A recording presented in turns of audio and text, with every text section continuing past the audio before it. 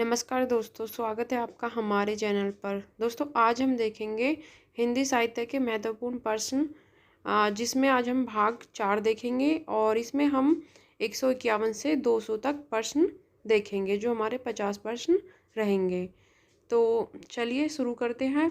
151 प्रश्न संख्या। सन 1993 में हिंदी प्रचार के निमित्त सर्वाधिक सशक्त सभा की स्थापना की गई थी। उस सभा का नाम है।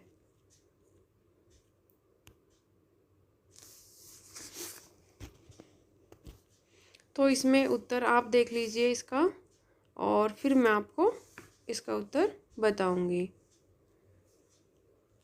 तो इसका हमारा उत्तर नंबर 2 ठीक है, नागरी प्रचारणी सभा। फिर है हमारा प्रश्न संख्या 152। द्रविड़ परिवार की कौन सी भाषा नहीं है। दोस्तों, जो ये नहीं वाले प्रश्न होते हैं इनको आप ध्यान से करना, क्योंकि इनमें कई बार गलती हो जाती है। तो पहले ही आप नहीं पर अंडरलाइन कर ले और उसके बाद प्रश्न जो है आपका उसे सॉल्व करें। तो इसका हमारा उत्तर नंबर 4 ठीक हो जाएगा, एस्तोनी। फिर है हमारा हिंदी किस परिवार की भाषा है। तो ये प्रश्न बहुत ही सरल है, ये आप सभी को पता होगा। तो इसका हमारा उत्तर नंबर 2 ठीक हो जाएगा, भारोपीय। फिर है हमारा प्रश्न संख्या 154। भारोपीय परिवार की कौन सी भाषा नहीं है। तो तमिल जो है वो भारोपीय परिवार की भाषा नहीं है। संस्कृत, लैटिन और ईरानी जो है वो भारोपीय परिवार की भाषा है।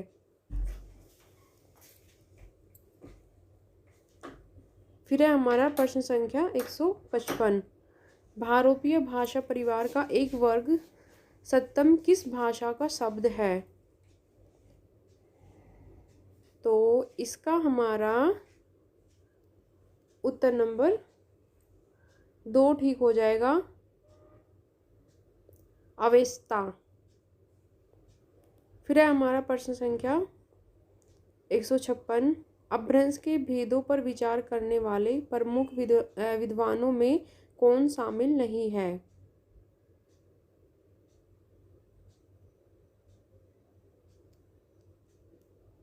तो इसका हमारा उत्तर नंबर 4 ठीक हो जाएगा, शिव सिंह सेंगर जो है वो इसमें शामिल नहीं है।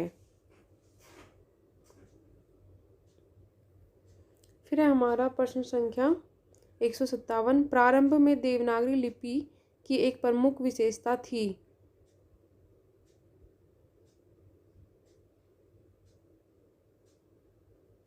तो इसका उत्तर नंबर हमारा 1 ठीक है, इसके वर्णों पर शिरोरेखा नहीं लगती थी।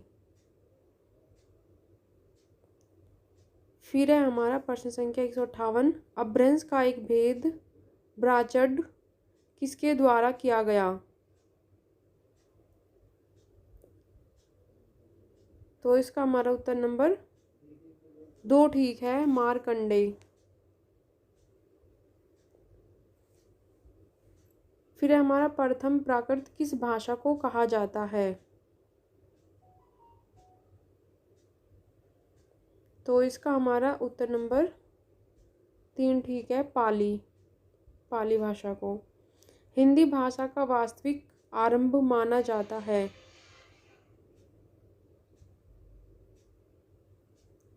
तो इसका हमारा उत्तर नंबर 2 ठीक है, 11वीं सदी।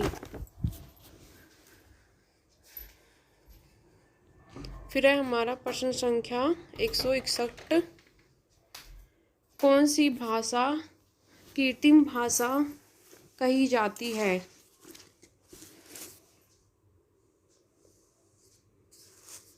तो इसका हमारा उत्तर नंबर 1 ठीक है, प्राकृत। फिर हमारा पाली भाषा का सर्वप्रथम प्रयोग किया गया। तो इसका हमारा उत्तर नंबर 3 ठीक है, बौद्ध साहित्य में। फिर है हमारा राजा भोज का सपना किस भाषा में लिखा गया है। तो इसका हमारा उत्तर नंबर 2 ठीक है, खड़ी बोली। फिर है हिंदी में अनेक शब्द जो सीधे संस्कृत से आए हैं उन्हें कहते हैं। ये हमारा व्याकरण का प्रश्न है। तो जो संस्कृत से सीधे ले लिए जाते हैं शब्द हिंदी में उनको हम तत्सम शब्द कहते हैं। तो इसका हमारा उत्तर नंबर 1 ठीक हो जाएगा। फिर है हमारा वे शब्द जो संस्कृत से निकलकर प्राकृत में से होते हुए सीधे हिंदी में आए हैं कहलाते हैं। तो ये हमारा इसका उत्तर नंबर 1 ठीक हो जाएगा, तद्भव। फिर है हमारा राज्यभाषा का सही तात्पर्य है। तो इसका हमारा उत्तर नंबर 1 ठीक हो जाएगा, सरकारी कार्यक्रमों में प्रयुक्त भाषा। जो हमारी हिंदी भाषा है उसको राज्य भाषा का दर्जा दिया गया और इसमें ये माना गया कि जो भी हमारे सरकारी कार्य होते हैं वो हमारी हिंदी भाषा में किए जाएंगे। फिर है हमारा प्रश्न संख्या 167, आभीर से तात्पर्य है। तो इसका हमारा उत्तर नंबर 4 ठीक हो जाएगा, नमी साधु द्वारा किया गया अपभ्रंश का एक प्रमुख भेद। तो यह अपभ्रंश भाषा का एक प्रमुख भेद है। भारतेंदु हरिश्चंद्र ने किसे परदेशी भाषा का नाम दिया था। तो इसका हमारा उत्तर नंबर 1 ठीक हो जाएगा, खड़ी बोली। फिर हमारा भाषा के अर्थ में अपभ्रंश का सर्वप्रथम प्रयोग मिलता है। तो इसका हमारा उत्तर नंबर 1 ठीक हो जाएगा, 6वीं शताब्दी में। फिर है हमारा प्रश्न संख्या 170, माधवी किस भाषा का वैकल्पिक नाम है। इसमें पूछा गया है कि जो माधवी है वो किस भाषा का दूसरा नाम है।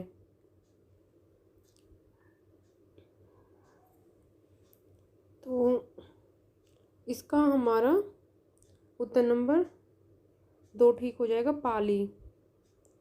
संपर्क भाषा के रूप में जानी जाती है।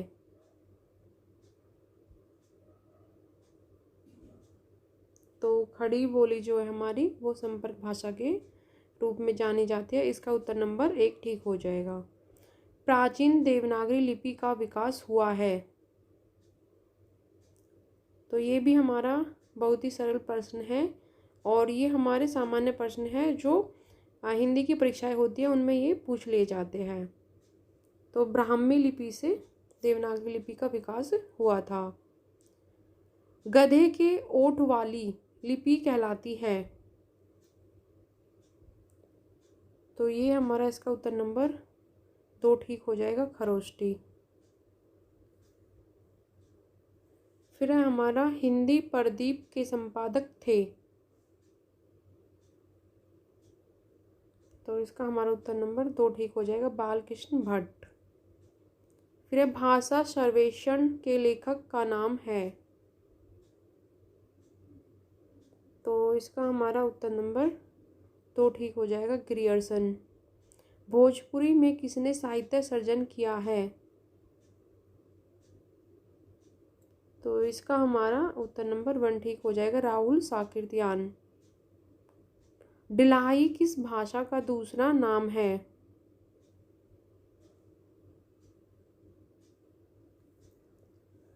तो इसका हमारा उत्तर नंबर 4 ठीक हो जाएगा, लहंदा। किस बोली का प्राचीन रूप डिंगल कहलाता है। इसका हमारा उत्तर नंबर 2 ठीक हो जाएगा, मारवाड़ी। किस भाषा में दादू पंथियों का साहित्य मिलता है। तो इसका हमारा उत्तर नंबर 1 ठीक हो जाएगा, जयपुरी।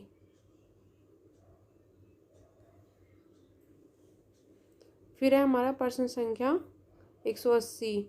निम्नलिखित में से किस बोली में प्रसिद्ध लोक गाथा आल्हा खंड की रचना हुई?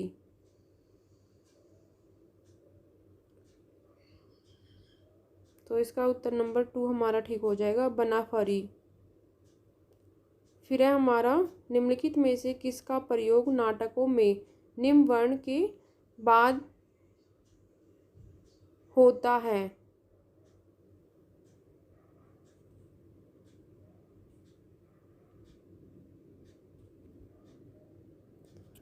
तो इसका हमारा उत्तर नंबर 2 ठीक हो जाएगा, प्राकृत।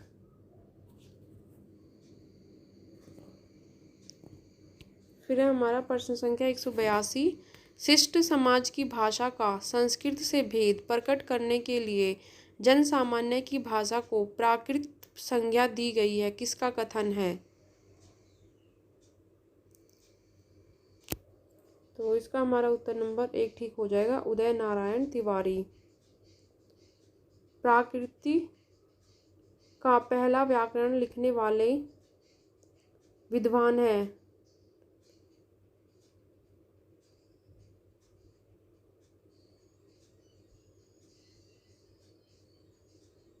तो इसका उत्तर नंबर 3 हमारा ठीक हो जाएगा, वररुचि। फिर है हमारा, किसका उल्लेख कई स्थानों पर भाषा विशेष के रूप में न होकर तत्सम शब्दों के तद्भव या विकृत रूप में मिलता है?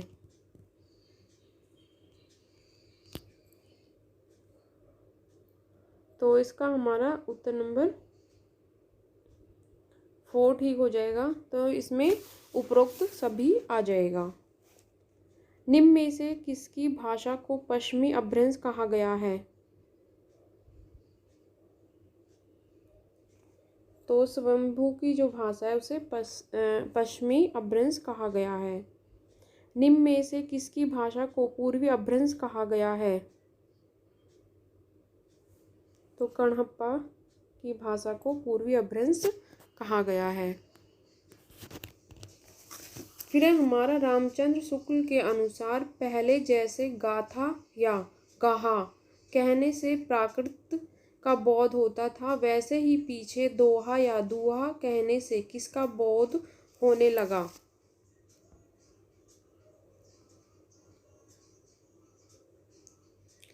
तो इसका हमारा उत्तर नंबर 3 ठीक हो जाएगा, अपभ्रंश। अपभ्रंश के आदि कवि स्वयंभू की रचना नहीं है।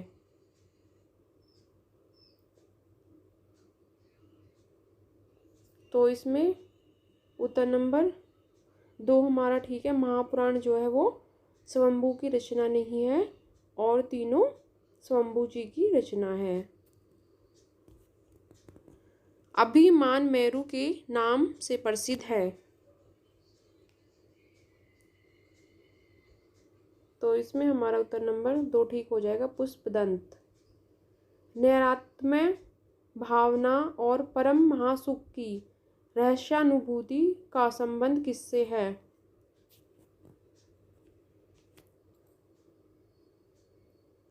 तो इसका हमारा उत्तर नंबर 1 ठीक हो जाएगा, बौद्ध सिद्ध।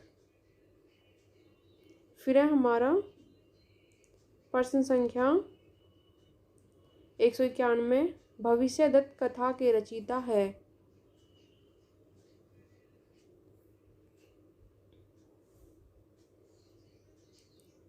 तो इसका हमारा उत्तर नंबर 1 ठीक हो जाएगा, धनपाल।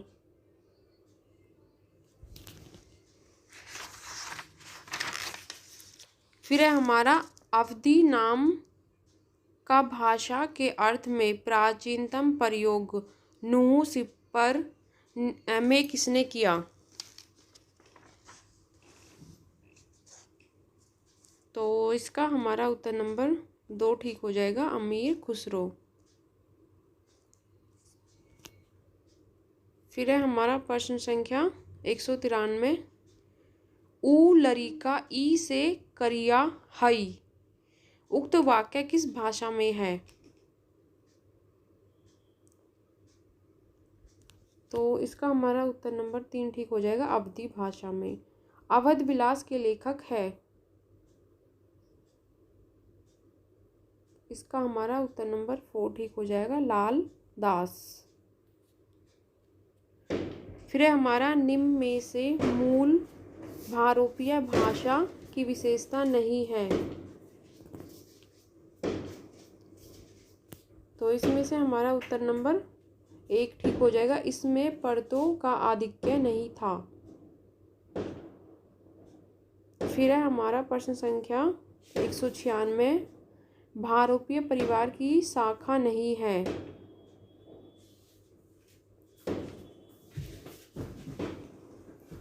तो इसका हमारा उत्तर नंबर 4 ठीक हो जाएगा, बांतु।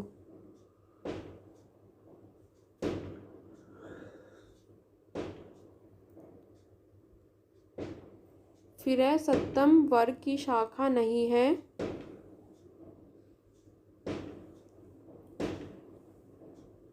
तो इसका हमारा उत्तर नंबर 3 ठीक हो जाएगा, हिटाइट, हित्ती।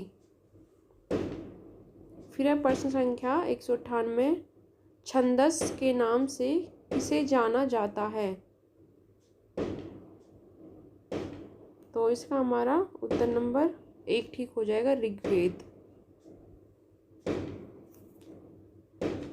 फिर है हमारा, प्राचीन या प्रथम प्राकृत के नाम से जाना जाता है। तो इसका हमारा उत्तर नंबर 1 ठीक हो जाएगा, पाली। फिर है हमारा, शौरसेनी अपभ्रंश से विकसित भाषा नहीं है।